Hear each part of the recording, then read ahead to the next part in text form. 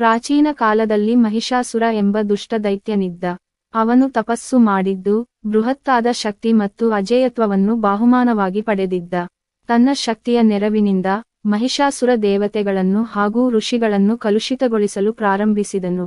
ಆತನ ಕ್ರೂರತೆಯಿಂದ ಭೂಮಿ, ಸ್ವರ್ಗ ಹಾಗೂ ಪಾತಾಳವೂ ಕಂಬನಿಯಲ್ಲಿ ಮುಳುಗಿದವು. ಇದರಿಂದ ದುರಂತರ ಬೇಸರಗೊಂಡು ದೇವತೆಗಳು ಬ್ರಹ್ಮ, ವಿಷ್ಣು ಮತ್ತು ಮಹೇಶ್ವರರಿಗೆ ಸಹಾಯಕ್ಕಾಗಿ ಪ್ರಾರ್ಥಿಸಿದರು.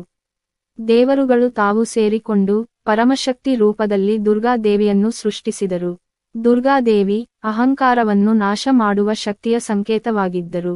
ದೇವತೆಗಳು ದುರ್ಗಾದೇವಿಗೆ ತಮ್ಮ ಶಕ್ತಿಯನ್ನು ಕೊಟ್ಟು ಅವಳಿಗೆ ಅನೇಕ ಶಸ್ತ್ರಾಸ್ತ್ರಗಳನ್ನು ನೀಡಿದರು.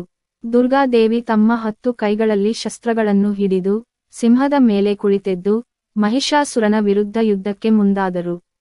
ಈ ಯುದ್ಧವು ದಿನಗಳು, ತಿಂಗಳುಗಳು ಸಾಗಿತು.